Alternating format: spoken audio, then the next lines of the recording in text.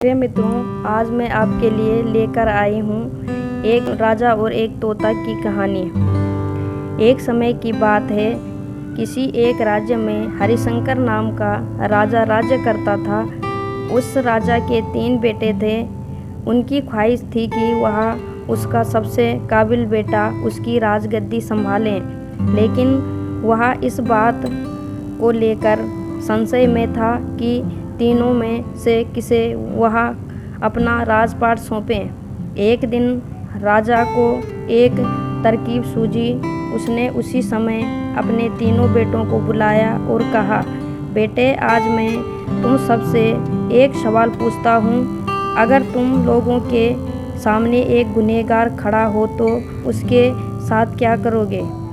इस पर राजा के पहले बेटे ने कहा, उस अपराधी को सजाए मौत दी जानी चाहिए। वहीं दूसरे बेटे ने कहा, गुनहगार को काल कोठरी में बांध देना चाहिए। जबकि तीसरे बेटे ने कहा, पिताजी, हमें उसे सजा देने से पहले इस बात की जांच करनी चाहिए कि उसने सही में अपराध किया है या नहीं। इस पर राजा के तीसरे बेटे ने सभी को एक कहानी सुनाई। एक राजा था जिसके पास एक बुद्धिमान तोता था। एक बार उस तोता ने महाराज से कहा, मुझे अपने माता और पिता के पास जाना है। राजा ने उसकी बात नहीं मानी, लेकिन तोता ने हार नहीं मानी। वह लगातार महाराज से जिद करने लगा कि मुझे माता पिता के पास जाने दें। अतः राजा ने तोता की बात मान ली और कहा, ठीक है, तुम अपने माता पिता से मिलकर आओ, लेकिन वहाँ ज़्यादा दिन नहीं रुकना। राजा ने तोता को केवल 5 दिन की अनुमति दी और कहा, तुम 5 दिन में अपने परिवार वालों से मिलकर लौट आना। इसके बाद तोता 5 दिन के लिए अपने माता पिता के पास चला गया। छठे दिन जब वह राजा के पास लौट रहा था तो उसने सोचा कि क्यों ना वह महाराज के लिए कुछ उपहार ले लिया जाए। फिर वह पर्वत की ओर निकल पड़ा। दरअसल वह महाराज के लिए अमृत फल लेना चाहता था। वहाँ पहुँचते पहुँचते रात हो गई। तोता ने पर्वत पर पहुंचकर फल तो ले लिया, लेकिन रात हो जाने के कारण वह आगे नहीं बढ़ा और वहीं रुक गया।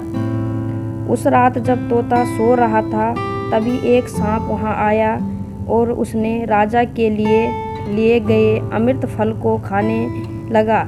सांप ने फल को खाया, इसी कारण उस फल में जहर फैल गया था।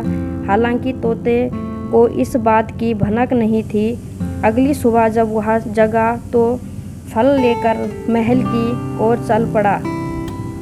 जब वह महल पहुंचा तो खुशी खुशी सीधे राजा के पास गया और कहा, महाराज, मैं आपके लिए यह अमृत फल लेकर आया हूँ। आप इसे खाएंगे तो सदा के लिए अमर हो जाएंगे। यह सुनकर राजा काफ़ी प्रसन्न हुए। उन्होंने तुरंत उस अमृत फल को खाने के लिए मांगा। इस पर एक मंत्री ने कहा, राजा रुकिए, महाराज, आप इस फल को बिना जांच किए कैसे खा सकते हैं? एक बार यदि देख लीजिए कि तोता द्वारा लाया गया यह अमृत फल सही है या नहीं। राजा उस मंत्री की बात से सहमत हुआ और कहा कि तुरंत इस फल को एक कुत्ते को खिलाया जाए। राजा का आदेश पाकर सैनिक ने फल का एक टुकड़ा कुत्ते को खिलाया। फल खाते ही कुत्ते की मौत हो गई। यह देख राजा गुस्से से आग बबूला हुआ। उसने क्रोध में आकर तलवार से तोते के सिर को काट दिया, साथ ही फल को फेंकवा दिया। कुछ साल बाद ही ठीक उसी स्थान पर एक पौधा निकल आया। यह देख राजा को लगा कि यह उसी जहरीले फल का पौधा है। उसने सभी को आदेश दिया कि उस पेड़ का फल कोई नहीं खाएगा।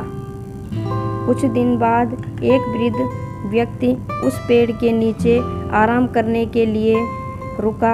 उसे भूख काफ़ी जोर से लगी हुई थी। उसने उसे पेड़ से फल तोड़ा और खाने लगा। फल खाने के बाद वह बूढ़ा व्यक्ति एकदम से जवान हो गया। राजा ने जब यह देखा तो वह आश्चर्यचकित रह गया। उसे समझ आ गया कि वह फल जहरीला नहीं था। उसने बहुत बड़ी गलती हो गई है। उसने बिना सच्चाई जाने तोता को मार दिया। इसे लेकर उसे काफ़ी पछतावा भी हुआ। इसके लिए वह मन ही मन दुख को कोसने लगा। इधर तीसरे राजकुमार की कहानी खत्म होने के बाद राजा हरिशंकर ने उसे ही अपना उत्तराधिकारी की नियुक्त किया। इसके बाद वह राज्य में जश्न मनाया गया। कहानी से हमें यह सीख मिलती है कि हमें कभी भी बिना जांच किए किसी को सज़ा नहीं देनी चाहिए। तो आइए मित्रों, अगर आपको मेरी यह कहानी अच्छी लगी तो वीडियो को शेयर करें, चैनल को सब्सक्राइब करें। जय माता दी।